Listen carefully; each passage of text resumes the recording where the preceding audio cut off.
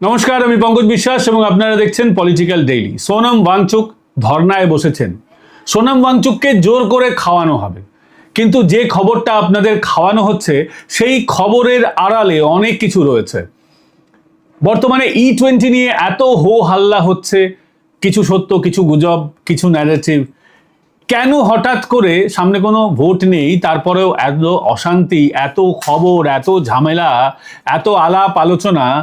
কোনো ভোট নেই, কিন্তু ভোটের আগে এই ধরনের বিষয়বস্তু হয়, মেনে নেওয়া যায়। তাহলে রহস্যটা কি, সমস্যাটা কোথায়, সেটা নিয়ে আজকে আলোচনা করব। প্রথমে আসি সোনম ওয়াংচুক। আপনারা সকলেই জানেন তিনি একজন এনভায়রনমেন্টালিস্ট, একজন পরিবেশ কর্মী। এতদিন পরিবেশ নিয়ে ছিলেন। লে লাদাখে সত্যিই জলের সমস্যা ছিল, সত্যিই সরকারের যতটা, এর আগে ওখানে কংগ্রেসের সরকার ছিল, মানে ভারতবর্ষে এতদিন কংগ্রেসের সরকারই ছিল, এবং লে লাদাখ জম্মু কাশ্মীরের মধ্যে ছিল। জম্মু কাশ্মীরে মেহবুবা মুফতি এবং তারপরে আবদুল্লাহ ফ্যামিলি, এদের সরকার ছিল। তারা ওখানে মানুষকে মানুষই মনে করতেন না। কংগ্রেস সরকারও ওখানকার মানুষের প্রতি যতটা করণীয় ছিল, যতটা চেষ্টা করা উচিত ছিল, আর্টিকেল 370 তুলে দেওয়া উচিত ছিল, এগুলো তো করেনি। এগুলো তো সব আমরা জানি, এটা বলে তো সময় নষ্ট করার কোনো মানে হয় না। তো তিনি লে লাদাখের মানুষের জন্য প্রচুর কাজ করেছিলেন, এবং কাজ করতে গেলে এখন বিদেশি ফান্ডিং লাগে, আমরা দেখতে পাচ্ছি। তো এই বিদেশি ফান্ডিংয়ের আড়ালে তো অনেক গল্প হয়। আমার হাতে একটা ডকুমেন্ট আছে সোনম ওয়াংচুকের বিরুদ্ধে। সোনম ওয়াংচুকের রহস্য ফাঁস করব। এখন তো সোনম ওয়াংচুককে জোর করে খাওয়াতে হবে। উনি স্বেচ্ছায় পরলোক গমন করতে চাইছেন, সেসব আর হবে না। দিল্লি হাইকোর্ট এটা রায় দিয়ে দিয়েছে, সোনম ওয়াংচুকের ক্ষেত্রে সরকারের যা যা করণীয় আছে সরকার করুক, এবং আমার যা যা করণীয় আছে এবার আপনি শুরু করি। সেটা হচ্ছে সোনম ওয়াংচুক কেন এগুলো করছেন। তিনি তো পরিবেশ কর্মী। এখন যেগুলো নিয়ে আন্দোলন করছেন তিনি, সেগুলো পরিবেশগত কোনো বিষয় নয়, কিন্তু ভারতের নাগরিক হিসেবে আপনার যে বিষয়ে মনে হবে আপনার সে বিষয়ে বলার, সরকারের পক্ষে যাবার, সরকারের বিরোধিতা করার পারমিশন আছে। কিন্তু আপনি কোন কাজটা কেন করছেন সেটা বোঝাও তো খুব জরুরি। সোনম সাহেব, পরিবেশের আড়ালে আপনি যে নোংরা রাজনীতিগুলো খেলছেন বা ভালো রাজনীতি করছেন, কি রাজনীতিটা করছেন, আপনার মুখোশটা খুলবো আজকে। সোনম ওয়াংচুক, ভালো করে শুনবেন, যদি আপনার টিমের কেউ দেখে। জানি আপনি বাংলা বোঝেন না, কিন্তু আপনার টিমের তো অনেকেই ককরোচ আছে, আপনি ককরোচ জনতা পার্টিতে গেছেন আর কি। সোনম ওয়াংচুক কেন এগুলো করছেন দেখুন। আগে সোনম ওয়াংচুক তার সব কাঁচা চিঠাটা খুলি আর কি। এখন সোনম ওয়াংচুক যেটা নিয়ে বিদ্রোহ করছেন, বিরোধিতা করছেন, সেটা হচ্ছে নিট সহ সর্বভারতীয় পরীক্ষায় যে অনিয়ম হয়েছিল, প্রশ্নপত্র ফাঁস, সেটা নিয়ে তিনি প্রতিবাদ অনশন করছেন। ধর্মেন্দ্র প্রধানের পদত্যাগের দাবি তিনি করেছেন। 28শে জুন থেকে তিনি ময়দানে আছেন। দিল্লি হাইকোর্ট তাকে অর্ডার দিয়েছে, তাকে নয়, দিল্লি হাইকোর্ট স্থানীয় প্রশাসনকে, পুলিশকে অর্ডার দিয়েছে যে যা করার করুন। আমরা কি দেখলাম, প্রথমে তিনি ককরোচ জনতা পার্টির প্রোটেস্টে সামিল হলেন। সোনম ওয়াংচুক হচ্ছেন, আজকে আমি স্পষ্টভাবে বলছি, সোনম ওয়াংচুক হচ্ছেন কেজরিওয়াল 2.0। কেজরিওয়াল, মনে করে দেখুন, আন্না হাজারের আন্দোলনকে তিনি হাইজ্যাক করলেন। হাইজ্যাক করে তিনি কি বললেন, লোকপাল বিল আনতে হবে। কেজরিওয়াল নিজের সরকারে লোকপালকে কি শক্তিশালী করেছিলেন, মজবুত করেছিলেন? কেজরিওয়াল আলিশান বাংলো তৈরি করলেন, কেজরিওয়াল প্রচুর টাকা কামালেন, কেজরিওয়াল আবগারি ঘোটালা করলেন, কিন্তু কেজরিওয়াল লোকপাল বিল নিয়ে কি, লোকপাল বিলটাকে নিজের রাজ্যে সেইভাবে লাগু করতে চেয়েছেন, লাগু করেছেন যেটা নিয়ে তিনি আন্দোলন করেছিলেন? লোকপালকে কি তিনি তার রাজ্যে খোলা ছুট দিয়েছিলেন, সশক্তিকরণ করেছিলেন? উত্তর হচ্ছে এক কথায় না। ভারতবর্ষে যেটা নিয়ে রাজনীতি করা হয়, রাজনীতি আপনারা যেভাবে দেখান, আপনাদের যেটা দেখানো হয় সেটা রাজনীতি নয়। পর্দার আড়ালে যেটা হয় সেটা হচ্ছে আসল রাজনীতি। অনেকে আমি দেখছি, মানচু ভাই, মানচু দাদা, আমার থেকে ছোট হবে তাই আমি মানচু ভাই বলছি, সে বলছে না লোকটা তো ঠিকই বলছে। আরে লোকরা তো ঠিকই বলে। নেতারা যেটা নিয়ে মানুষকে বোকা বানান, সেটা তো তারা মানুষের সেন্টিমেন্ট নিয়েই খেলেন। তো এই কেজরিওয়াল 2.0 অর্থাৎ সোনম ওয়াংচুকও তো মানুষের সেন্টিমেন্ট নিয়েই খেলছে। আচ্ছা, আমাকে একটা কথা বলুন তো, ধর্মেন্দ্র প্রধান কি এই নিটে যে প্রশ্নপত্র ফাঁস হয়েছে, ধর্মেন্দ্র প্রধান কি সেখান থেকে পয়সা কামিয়েছেন? কোনো রকম অভিযোগ আছে? উত্তর হচ্ছে না। প্রশ্নপত্র ফাঁস কোথা থেকে হচ্ছে? যে সিস্টেমে অবশ্যই লুপহোলস আছে, আমিও মনে করি সিস্টেমে গাফিলতি আছে বলেই প্রশ্নপত্র ফাঁস হচ্ছে। একটা সময় পশ্চিমবঙ্গে প্রশ্নপত্র ফাঁস হতো, কিন্তু পশ্চিমবঙ্গে যখন প্রশ্নপত্র ফাঁস হতো, বাচ্চারা যখন মোবাইল নিয়ে ঢুকে যেত, ফাঁস করতো, সেখান থেকে কি তৃণমূল কোনো পয়সা কামিয়েছে? ওই প্রশ্নপত্র, ওই ইস্যু থেকে তৃণমূল তো দুর্নীতির আখড়া, আমি বলছি অবশ্যই তৃণমূল দুর্নীতির আখড়া, কিন্তু ওখান থেকে তৃণমূলের কোনো ইনকামের বিষয় ওই ওই ওই স্পেসিফিক কেসে কিন্তু ছিল না। ঠিক সেরকমই এই নিটের কেসেও ধর্মেন্দ্র প্রধান পয়সা কামাচ্ছেন না, কিছু দালাল পয়সা কামিয়ে নিচ্ছে। প্রশ্নপত্র যাদের তৈরি করতে দেওয়া হচ্ছে তারা সেখান থেকে জালিয়াতি করছে, বিভিন্ন রকমভাবে জালিয়াতি হচ্ছে, সেটা নিয়ে তদন্ত হচ্ছে বারংবার। অবশ্যই সরকারের গাফিলতি বারংবার যে ফাঁস হচ্ছে, সরকারের এমন কিছু একটা করা উচিত ছিল যাতে ফাঁসটা আর না হয়। আবার সর্বভারতীয় ক্ষেত্রে হচ্ছে, সর্বভারতীয় ক্ষেত্রে হতে গেলে সরকার অনেক জায়গায় বিভিন্ন রকম লুপহোলস থেকে যায়, সরকারের দেখা উচিত, কথা কোনো সন্দেহ নেই। অবশ্যই ধর্মেন্দ্র প্রধানের আরও স্ট্রিক্ট হওয়া উচিত, কিন্তু ধর্মেন্দ্র প্রধান বদলি হয়ে গেলেন, অন্য কেউ আসলেন, প্রশ্নপত্র ফাঁস কি আটকে যাবে? গ্যারান্টি আছে তখন হবে না। বা যারা আন্দোলন করছেন তাদেরই যদি এই মাথায় বসিয়ে দেওয়া হয়, নিটের মাথায় বলুন, শিক্ষা দপ্তরের মাথায় বলুন, গ্যারান্টি দিতে পারবেন প্রশ্নপত্র ফাঁস হবে না? বিরোধী রাজ্যগুলোতে প্রশ্নপত্র ফাঁস হয় না, মমতার জমানায় বললাম না, আবারও বলছি, প্রশ্নপত্র ফাঁস হয়নি মমতার জমানায়। মমতার জমানায় প্রশ্নপত্র ছেড়ে দিন, গোটা চাকরিটাই বিক্রি হয়ে যেত, তৃণমূল সেখান থেকে কোটি কোটি টাকা কামিয়েছে। তাহলে এই আন্দোলন সোনম ওয়াংচুক কেন করছেন? সোনম ওয়াংচুকের একটা পুরনো জ্বালা আছে, জানেন তো, ওই যে জ্বালাটার কাগজ আমার হাতে আছে। তার আগে বলি, 2025 লাদাখ হিংসা, সোনম ওয়াংচুক অভিযুক্ত। সোনম ওয়াংচুক মানুষকে জড়ো করেছিলেন, সোনম ওয়াংচুক নিজে এরকম নাটকের ধর্নায় বসেছিলেন। এই নাটকের ধর্না আসলে সোনম ওয়াংচুকের ইচ্ছা হচ্ছে ওখানে 6 শিডিউল লাগু করে দেওয়া হবে। আমাদের জিটিএর মতো যে ব্যবস্থা আছে আমাদের পশ্চিমবঙ্গে, গোর্খাল্যান্ড টেরিটোরিয়াল অ্যাডমিনিস্ট্রেশন, ওরকম একটা ব্যবস্থা হবে, তার মাথায় বসবেন সোনম ওয়াংচুক। সোনম ওয়াংচুক লাদাখের মুখ্যমন্ত্রী হতে চান, কিন্তু যেহেতু ইউনিয়ন টেরিটরি, ওখানে মুখ্যমন্ত্রী হওয়া যাবে না। ইউনিয়ন টেরিটরি থেকে বাঁচার কি ব্যবস্থা? ইউনিয়ন টেরিটরি মানে হচ্ছে পুরোটাই কেন্দ্রের শাসন ব্যবস্থা, ডান দিকেই চীন, সোনম ওয়াংচুকের প্রিয় পাত্র, সোনম ওয়াংচুকের সঙ্গে চীনের সম্পর্ক, এগুলো সব আমরা জানি। সোনম ওয়াংচুক চীনের ডিপ স্টেটের এজেন্ট, সেটাও বুঝতে কোনো বাকি থাকে না। তাহলে তিনি চাইছেন যে ইউটি ব্যবস্থা যেটা আছে, এতে যে চীনের সমস্যা হচ্ছে, সরাসরি কেন্দ্রের নজরদারি, সরাসরি মোদী অমিত শাহের নজরদারি। আগামী দিনে যদি কেউ কংগ্রেসেরও নেতা হয়, যেটা সম্ভাবনা নেই, তো তখনও তো এটা তাদের হাতেই থাকবে। তো উনি চাইছেন সরকারের হাত থেকে মালটাকে বের করে দাও, সরকারের হাত থেকে লেহের যে শক্তি ওটাকে কমিয়ে দাও। তাহলে কমাতে গেলে কি দরকার? কমাতে গেলে 6th শিডিউল দরকার। এই যে জিটিএ হয়েছে, আপনি বলুন তো দার্জিলিংয়ের মানুষের কোনো উপকার হয়েছে? জিটিএ হওয়ার পর দার্জিলিংয়ের মানুষের সমস্যা ছিল জলের, নিকাশির সমস্যা, জঞ্জাল অপসারণের সমস্যা, চাকরি বাকরির সমস্যা, যাতায়াতের সমস্যা, এই যতগুলো সমস্যা বললাম জিটিএ হওয়ার পর বা ভারতবর্ষে যেখানে যেখানে 6 শিডিউল লাগু আছে, সে এই 6 শিডিউলের যা যা ব্যবস্থা আছে সেই সমস্ত জায়গায় যেখানে লাগু আছে, কোনো উপকার হয়েছে? সদিচ্ছা আছে? সোনম ওয়াংচুকের ইচ্ছা হচ্ছে পলিটিক্যাল ইচ্ছা। সোনম ওয়াংচুক চায় লেহ অঞ্চলের সর্বাধিনায়ক হতে, লেহ অঞ্চলের নেতা হতে। তার জন্য সে দিল্লিতে এসে ধর্ণা দিচ্ছে, উদ্দেশ্য হচ্ছে কিন্তু নিজের এলাকার নেতা হবে সে, একদম সেই ইচ্ছা। এবং 2025-এও ধর্ণা দেওয়ার সময় আপনারা জানেন গাড়ি জ্বালিয়ে দেওয়া হয়েছে, এসব করেছে। এইসব ঝামেলা কিন্তু সোনম ওয়াংচুকের পাকানো ছিল। যিনি অনশন করছেন, আন্দোলন করছেন, তার অনশনকে কেন্দ্র করে, তার ডাকাকে কেন্দ্র করে যদি ঝামেলা হয়, তাকে দায়িত্ব নিতে হবে। ভালো মানুষের মতন আপনি বলবেন, নেতারা তো যে টাপলাবাজিগুলো জনগণকে দেন আমরা তো সব জানি, উনি বলবেন যে আমি তো লোকগুলোকে অ্যাপিল করেছিলাম আপনারা অশান্তি করবেন না। নেতারাও তো তাই করে, সামনে বলে অশান্তি করবে না, পেছন থেকে ফোন করে বলবে যাও দেখে নাও। তা তিনি ভালো নেতা হয়েছেন, গান্ধীবাদী নেতার মতো করে আচরণ করছেন, কিন্তু গান্ধীবাদ যে কতটা বিপজ্জনক, গান্ধী নেহরুভিয়ান পলিটিক্স, সোনম ওয়াংচুককে আমি, যারা সাধারণ জনগণ আছে, শুভবুদ্ধি সম্পন্ন মানুষ আছে, তাদেরকে বলবো সোনম ওয়াংচুককে দেখে শিখুন এরা কতটা ক্ষতিকারক। এবার আপনাকে বলি সোনম ওয়াংচুক। সোনম ওয়াংচুককে ডিস্ট্রিক্ট ম্যাজিস্ট্রেট লেহ 2007 সালে একটা চিঠি দিয়েছেন, office from the deputy commissioner. এই যে চিঠিটা, সেখানে বলা হচ্ছে যে তিনি নানান ধরনের সমস্যা তৈরি করছেন। You have been demoralizing government staff by passing administrative offices like zonal education office, etc. Language and remarks showcasing baseless against department and functionaries. উনি যে সেই সময় শিক্ষা ব্যবস্থা করছিলেন না, উনি সরকারকে সেই সময় বদনাম করছিলেন।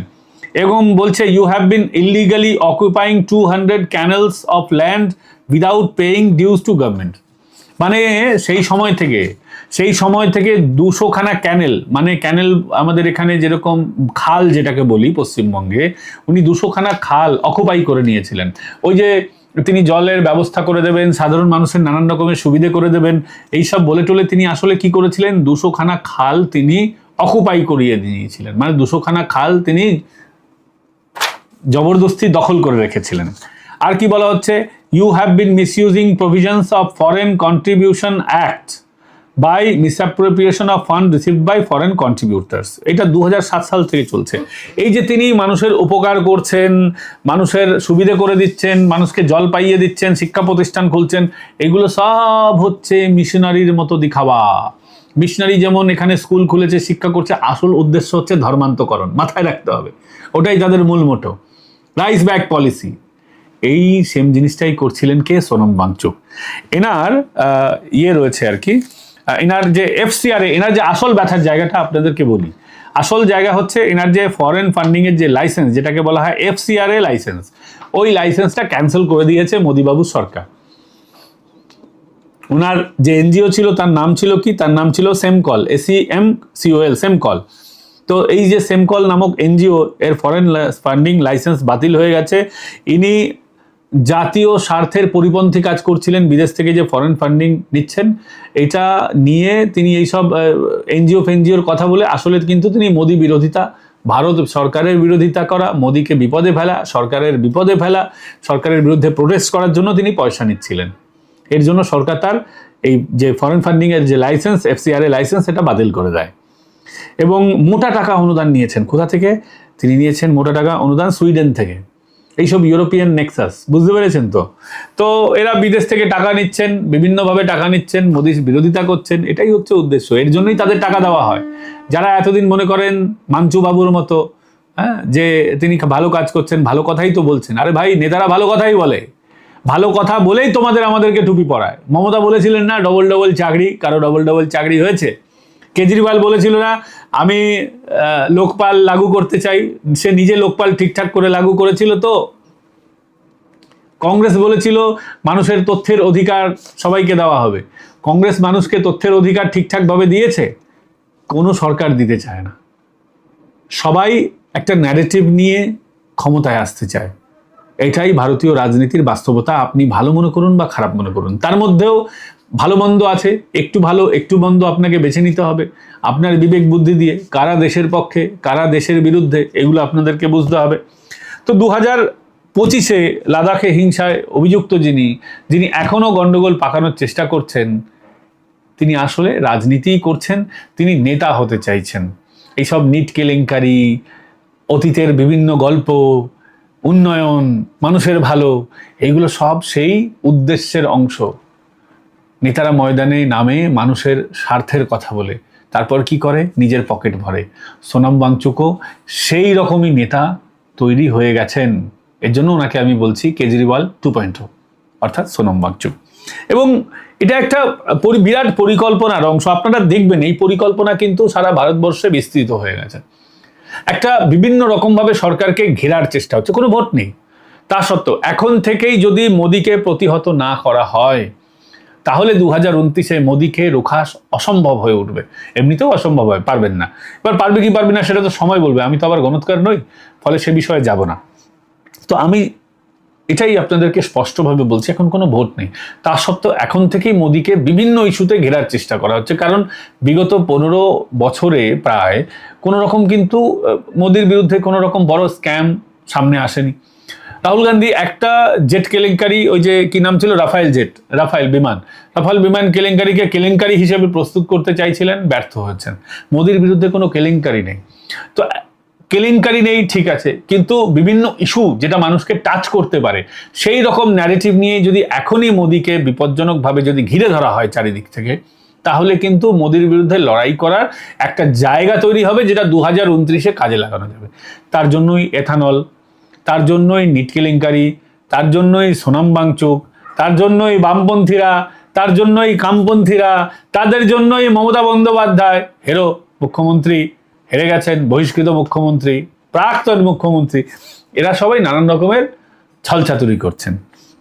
এই যে আপনারা দেখবেন এখন হঠাৎ করেই বলা হচ্ছে ইসরোতে 100 জন সায়েন্টিস্ট পদত্যাগ করে দিয়েছেন।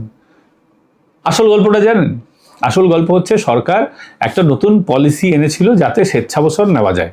এবার স্বেচ্ছাবসর নেওয়া যায়, সরকার ভেবেছিল এর হয়তো খুব একটা ইম্প্যাক্ট হবে না। যারা মনে করছেন যে চাকরি ছাড়তে চাইছেন, কাজ করতে অনীহা প্রকাশ করছেন, তাদের জন্য সুবিধা হবে। এবার দেখুন, যারা সায়েন্টিস্ট আছেন তারা ইসরোতে কয় টাকা পাবেন? সরকারি জায়গায় কয় টাকা পাওয়া যায়, তাই না? তো অন্য জায়গায় যদি তারা সায়েন্টিস্ট হন, ইসরো একটা ব্র্যান্ড, ওখান থেকে আপনি একটা ব্র্যান্ড নেম পেয়ে গেলেন। এই ধরুন আমরা সাংবাদিকরা যেমন ধরুন একটা ভালো কোম্পানিতে চাকরি করলে তারপর অন্য কোম্পানি, বেটার কোম্পানিতে গেলে ওই পুরনো কোম্পানির যে অভিজ্ঞতা, পুরনো কোম্পানির যে ব্র্যান্ড ভ্যালু, ব্র্যান্ড নেম, ওটা কাজে লাগে। ধরুন আপনি এবিপি আনন্দে চাকরি করেছেন, এরপর আপনি আজ তাকে যেতে সুবিধা হবে। বিষয়টা এরকমই, এটা জাস্ট আমি উদাহরণ হিসেবে বললাম, কেউ অন্যভাবে নেবেন না বিষয়টাকে। তো ইসরোতেও তাই হয়েছে। সরকারের এই যে পলিসি নতুন এনেছে, সরকারের ওই পলিসি সরকার ভেবেছিল কেউ যদি চাকরি ছেড়ে দিতে চায় তাকে মুক্তি দেবো। মুক্তি দিতে গিয়ে সরকার এখন সত্যি নিজে বিপদে পড়ে গেছে। সরকার ভাবছে যে এইটা আবার রিভোক করা হবে, সবাই চাকরি ছেড়ে দিচ্ছে, এরা এখন অন্য জায়গায় গিয়ে চাকরি করবে। স্বেচ্ছাবসর নিচ্ছে মানে এমনটা তো নয় যে তারা বিশাল বেনিফিটেড হয়ে যাবে এর থেকে, ইসরো থেকে।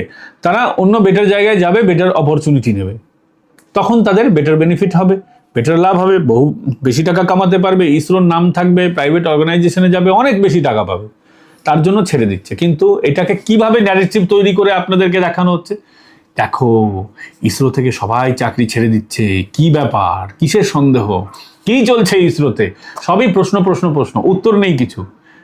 কেউ কি এটা বলতে পারছেন ইসরোতে কর্মসংস্কৃতির অভাব ঘটিয়াছে? আপনারা বলছেন ছেড়ে দিচ্ছেন, সবাই ছেড়ে দিচ্ছেন। আরে সায়েন্টিস্ট মানেই কি সে কি মহাপুরুষ নাকি? অবশ্যই দেশের জন্য কাজ করছে, তাদেরকে আমরা স্যালুট জানাই, কিন্তু তারা তো ঋষি মনীষী নন, নিঃস্বার্থভাবে কাজ করেছেন এমনটা নয়। নিঃস্বার্থ মানে প্রত্যেকের জীবনে স্বার্থ থাকে, প্রত্যেকের বাঁচার জন্য টাকা দরকার, প্রত্যেকের লিভিং স্ট্যান্ডার্ড সবাই চায় ভালো করতে। তারা প্রাইভেট সংস্থায় গেলে অনেক বেশি টাকা পাবেন, তাদের লিভিং স্ট্যান্ডার্ড অনেক হবে, এতে খারাপও কিছু নেই, আবার মহানতারও কিছু নেই। কিন্তু সরকারকে এইটাকেই একটা ইস্যু তৈরি করা হচ্ছে যে এতজন ছেড়ে দিচ্ছে, কি ব্যাপার কি ব্যাপার কি ব্যাপার, মানে একটা রহস্য তৈরি করা হচ্ছে, উত্তর কারো কাছে নেই। কিন্তু ওই টার্গেট মোদি, দেখো মোদির জমানায় এটা হচ্ছে, সায়েন্টিস্টরা চাকরি ছেড়ে দিচ্ছে। আরে ভাই কেন ছাড়ছে? তারা বেটার অপরচুনিটির জন্য, একটা সরকারের লুপহোল তারা পেয়েছে, সেটাকে ইউজ করে তারা বেটার অপরচুনিটির দিকে চলে যাচ্ছে। হ্যাঁ, সরকারের বোঝা উচিত ছিল, বা রাতারাতি সরকার যখন দেখছে 100 জন ছেড়ে দিয়েছে, তো সরকারের ওই ব্যবস্থাটা রিভোক করে নেওয়া উচিত ছিল। আগের ব্যবস্থাই থাকতো যে তুমি চাইলেই স্বেচ্ছাবসর নিতে পারবে না, তো সেটা সরকার নিশ্চয়ই করবে, কি করবে সেটা সরকার বুঝবে। আর এটা নতুন কিছু নয়, এর আগেও অনেক উদাহরণ আছে। আরে মোদির জমানায় তো ইসরোর লোকেরা মারা যাচ্ছে না, কংগ্রেস জমানায় তো ইসরোর বহু সায়েন্টিস্ট, হোমি জাহাঙ্গীর ভাবা সহ আরো বহু সায়েন্টিস্ট রহস্যজনকভাবে উধাও হয়ে গেছে। আপনারা রকেট সায়েন্টিস্টের সঙ্গে কি করেছেন লোকে ভুলে গেছে নাকি? যিনি ক্রায়োজেনিক ইঞ্জিন বানানোর চেষ্টা করেছিলেন, যাকে নিয়ে সিনেমা টিনেমাও হয়েছে, কংগ্রেস আমলে আমেরিকা তাকে কিভাবে বিপদে ফেলে দিয়েছিল, আপনাদের সরকার, আপনাদের পুলিশ। মোদি জমানায় তো সেগুলো হচ্ছে না, সেগুলো মনে রাখবেন না, সেগুলো বুঝতে পারবেন না। শুধুমাত্র ন্যারেটিভের দিকে সবসময় মগজাস্ত্র ব্যবহার করুন, যেভাবে আমরা করি। একটা ন্যারেটিভ গেল গেল গেল গেল, রব তোলা হচ্ছে। আরে তার পেছনে আসল উদ্দেশ্যটা কি? মোদি কি কাউকে চাকরি ছাড়িয়ে দিয়েছে? যদি মোদি কাউকে চাকরি ছাড়িয়ে দিত, I will be the first person যে বিরোধিতা করব, যে সায়েন্টিস্টদেরকে এইভাবে চাকরি ছাড়ানোটা ঠিক হয়নি, সায়েন্টিস্টদের বিপদে ফেলা ঠিক, কিন্তু হয়নি তো ওরকম কিছু।